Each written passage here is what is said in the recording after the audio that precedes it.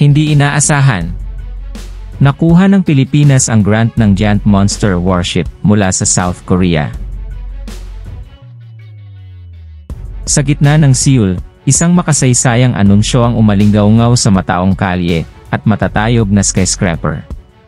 Ang South Korea, isang bansang may mayamang kasaysayan at isang pandaigdigang kapangyarihang pang-ekonomiya, ay nagpasya na palawakin ang isang kilos ng pagkakaibigan at pagkakaisa sa kapitbahay nito sa Southeast Asia, ang Pilipinas. Ang balita ay nagulat sa internasyonal na komunidad ng isang regalo na hindi lamang magpapatibay ng mga bilateral na relasyon, ngunit mag-aambag din sa seguridad sa rehiyon.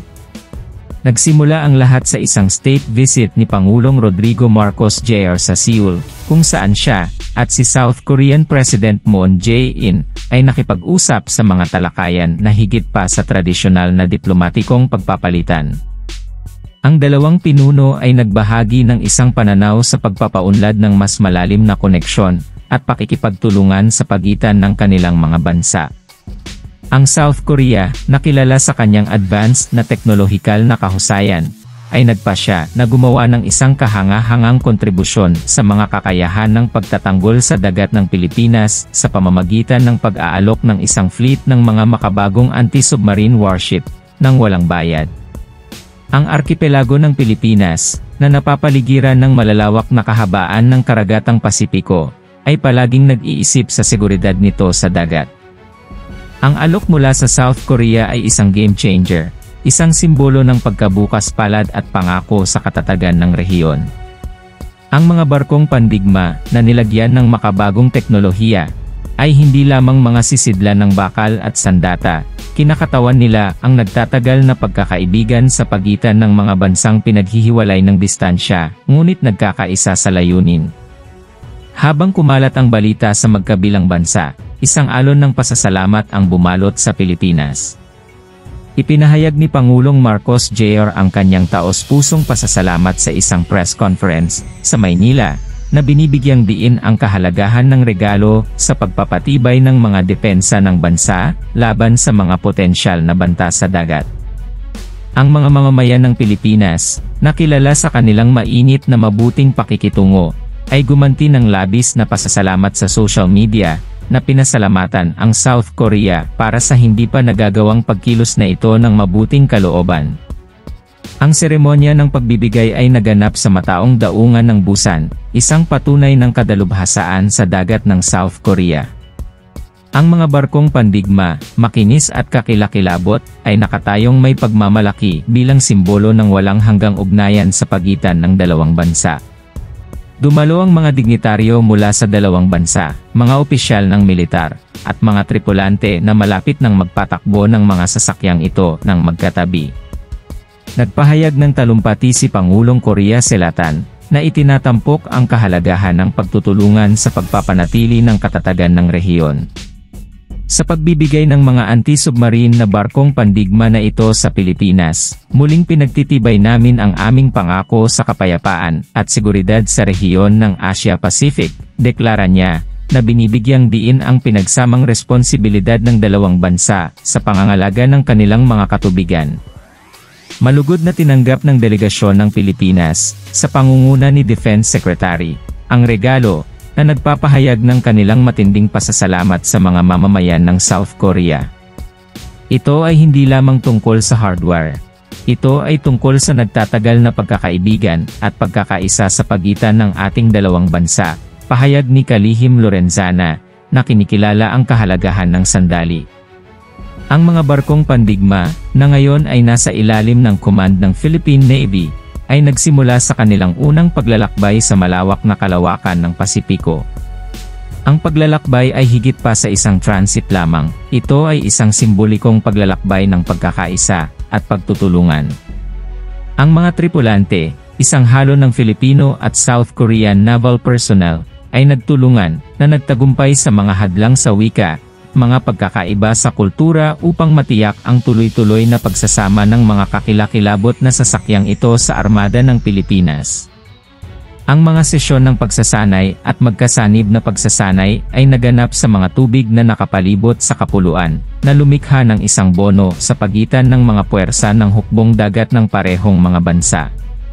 Ibinahagi ng mga instruktor sa South Korea ang kanilang kadalubhasaan sa pagpapatakbo ng mga advanced na sistema sakay ng barko, habang ang mga Filipino sailors ay nagdala ng kanilang sariling mayamang karanasan sa maritime sa talahanayan.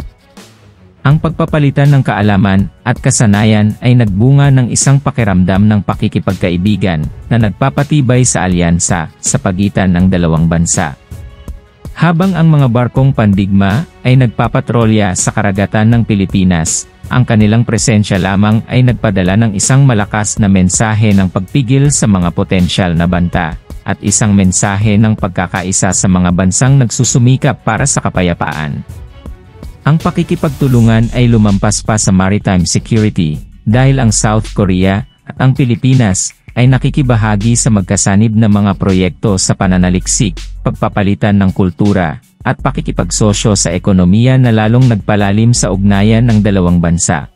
Nagpahayag ng talumpati si Pangulong Korea Selatan, na itinatampok ang kahalagahan ng pagtutulungan sa pagpapanatili ng katatagan ng rehiyon. Sa pagbibigay ng mga anti-submarine na barkong pandigma na ito sa Pilipinas, muling pinagtitibay namin ang aming pangako sa kapayapaan at seguridad sa rehiyon ng Asia-Pacific, deklara niya, na binibigyang diin ang pinagsamang responsibilidad ng dalawang bansa sa pangangalaga ng kanilang mga katubigan. Malugod na tinanggap ng delegasyon ng Pilipinas, sa pangunguna ni Defense Secretary, ang regalo, na nagpapahayag ng kanilang matinding pasasalamat sa mga mamamayan ng South Korea. Ito ay hindi lamang tungkol sa hardware. Ito ay tungkol sa nagtatagal na pagkakaibigan at pagkakaisa sa pagitan ng ating dalawang bansa, pahayag ni Kalihim Lorenzana, na kinikilala ang kahalagahan ng sandali. Ang mga barkong pandigma, na ngayon ay nasa ilalim ng command ng Philippine Navy, ay nagsimula sa kanilang unang paglalakbay sa malawak na kalawakan ng Pasipiko. Ang paglalakbay ay higit pa sa isang transit lamang, ito ay isang simbolikong paglalakbay ng pagkakaisa at pagtutulungan. Ang mga tripulante, isang halo ng Filipino at South Korean naval personnel, ay nagtulungan na nagtagumpay sa mga hadlang sa wika, mga pagkakaiba sa kultura upang matiyak ang tuloy-tuloy na pagsasama ng mga kakilakilabot na sasakyang ito sa armada ng Pilipinas. Ang mga sesyon ng pagsasanay at magkasanib na pagsasanay ay naganap sa mga tubig na nakapalibot sa kapuluan, na lumikha ng isang bono sa pagitan ng mga puwersa ng hukbong dagat ng parehong mga bansa. Ibinahagi ng mga instruktor sa South Korea ang kanilang kadalubhasaan sa pagpapatakbo ng mga advanced na sistema sakay ng barko, habang ang mga Filipino sailors ay nagdala ng kanilang sariling mayamang karanasan sa maritime sa talahanayan. Ang pagpapalitan ng kaalaman at kasanayan ay nagbunga ng isang pakiramdam ng pakikipagkaibigan na nagpapatibay sa alyansa sa pagitan ng dalawang bansa. Habang ang mga barkong pandigma ay nagpapatrolya sa karagatan ng Pilipinas, ang kanilang presensya lamang ay nagpadala ng isang malakas na mensahe ng pagpigil sa mga potensyal na banta, at isang mensahe ng pagkakaisa sa mga bansang nagsusumikap para sa kapayapaan. Ang pakikipagtulungan ay lumampas pa sa maritime security, dahil ang South Korea at ang Pilipinas ay nakikibahagi sa magkasanib na mga proyekto sa pananaliksik, pagpapalitan ng kultura, at pakikipagsosyo sa ekonomiya na lalong nagpalalim sa ugnayan ng dalawang bansa. The impact of South Korea's generous gift resonated not only in Southeast Asia but across the globe. It served as a shining example of nations coming together for the greater good, transcending geopolitical differences, and fostering a sense of unity. The strategic alliance between South Korea and the Philippines became a beacon of hope in a world often overshadowed by conflicts and tensions.